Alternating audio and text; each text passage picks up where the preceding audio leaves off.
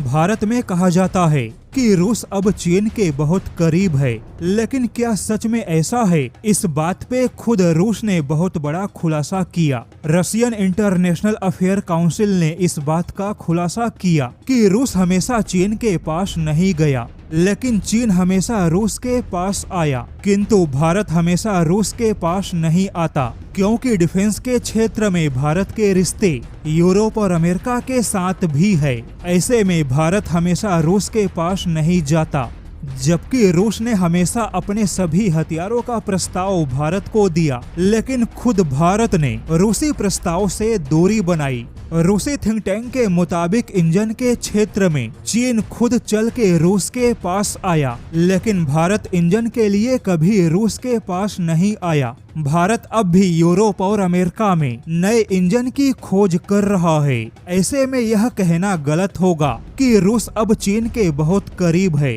क्योंकि भारत के लिए भी रूस के सारे दरवाजे खुले हैं और यह भारत को तय करना है कि भारत को क्या चाहिए।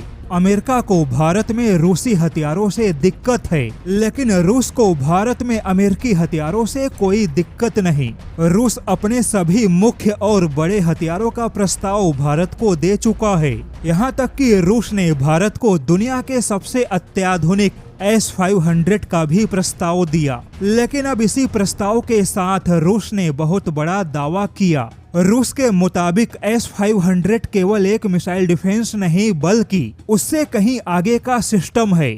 जैसे कि S-500 अपने आप में एक एंटी सैटेलाइट सिस्टम भी है, यानी कि S-500 बड़ी आसानी से सैटेलाइट को मार गिराने में सक्षम है। अब जैसा कि 2019 में भारत ने सैटेलाइट को मार गिराने की क्षमता हासिल की, लेकिन अगर भारत ने रूस का S-500 मिसाइल डिफेंस खरीदा, तो फिर ऐसे में भारत को अलग से एंटी सैटेलाइट सिस्टम या मिसाइल को संभालने की आवश्यकता नहीं होगी, क्योंकि S-500 को स्पेस डिफेंस भी कहा जाता है। हालांकि भारत ने अंतरिक्ष में सैटेलाइट को मार गिराया, लेकिन यह अमेरिका के मुकाबले बहुत ही कम था, क्योंकि अमेरिका ने 1000 किलोमीटर की ऊंचाई पे एंटी सैटेलाइट सफलता हासिल की, जबकि भारत ने 300 किलोमीटर की ऊंचाई पे सैटेलाइट को मार गिराया। लेकिन S-500 जो कि अब 600 किलोमीटर के रेंज के साथ है, यह बैलिस्टिक मिसाइल हाइपरसोनिक मिसाइलों के अलावा सैटेलाइट को भी मार गिरा सकता है। हालांकि अब बड़ा दावा है कि रूस और भारत के बीच में इस मिसाइल डिफेंस को लेकर बातचीत शुरू हो चुकी है।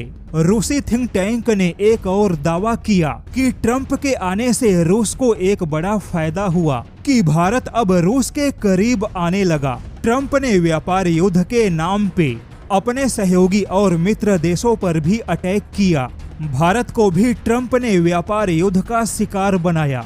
ट्रंप अब रूसी हथियारों को लेकर भारत को धमका रहे हैं, लेकिन अच्छी बात है कि भारत अमेरिकी धमकियों से बहुत आगे निकल चुका है।